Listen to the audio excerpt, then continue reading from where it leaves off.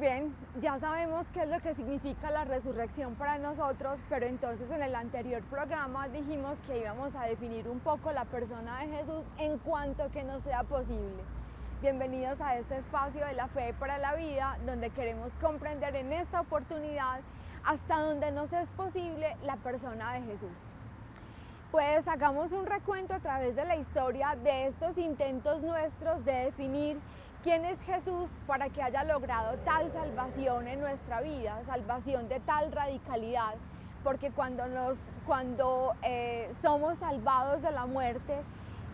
y cuando en Jesús al mismo tiempo tenemos la oportunidad de, por la fuerza de su espíritu, optar por el bien, esa es la plenitud de la vida. ¿Quién es este Jesús que ha logrado estas cosas en nosotros?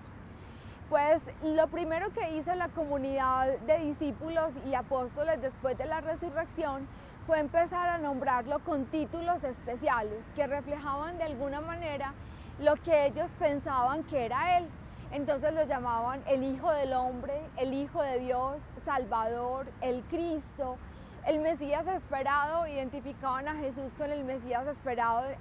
del Antiguo Testamento, y con otros muchos, más de 50 en todo el Nuevo Testamento, que lo que hacen es plasmar el sentimiento de la comunidad creyente hacia lo que piensan que es Jesús, sobre todo para su vida, para su experiencia de fe que involucra toda su vida.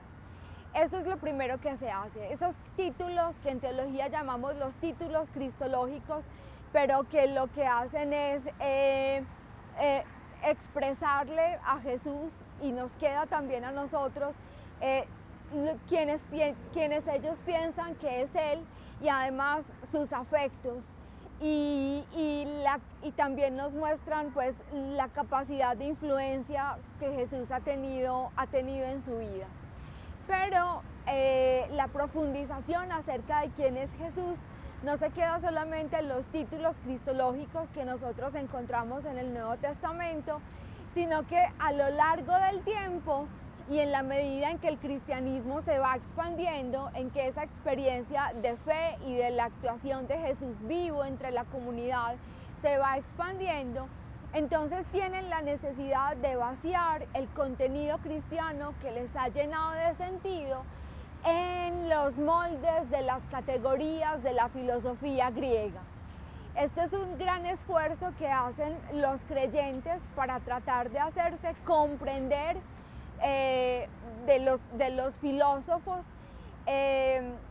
también para acreditar el Evangelio, para acreditar la buena noticia, ser capaz de vaciar el contenido cristiano en las categorías de la filosofía griega. Dice además que el nuestro no es un contenido irracional, no es un contenido absurdo, sino que es un contenido capaz de ser pasado por la razón. No agotamos a Jesús y no agotamos a Dios a través de la razón, pero no es un contenido absurdo, es un contenido racional. Y entonces valoramos mucho este esfuerzo de los cristianos, que después de haber nombrado a Jesús con títulos cristológicos, pues también son capaces de vaciar el contenido del Evangelio en las categorías de la filosofía griega. Y finalmente, en el año 451, en el Concilio de Calcedonia, a partir de esas categorías de la filosofía griega en la que se ha vaciado el cristianismo, entonces se es capaz de decir finalmente que en Jesús habitan dos naturalezas, dos physis en términos griegos, que habitan en la concreción de una sola persona, el prosopón, también un término griego. Y esta unidad de las dos naturalezas, humana y divina, es la unión hipostática, que hace que en Jesús, sin detrimento de una naturaleza ni de la otra, existan concretas en una sola persona, en la persona de Jesús. ¿Por qué esta definición de las dos naturalezas que se concretan en una sola persona? Porque si Jesús no fuera Dios, no hubiera sido capaz de salvarnos, hubiera sido una persona con un mensaje interesante, con un mensaje muy profundo, pero sin ser Dios no tiene la capacidad de salvación, de romper las barreras de la muerte y de nuevo capacitar al corazón humano para el amor y para el bien como desde el principio. En el siguiente programa seguiremos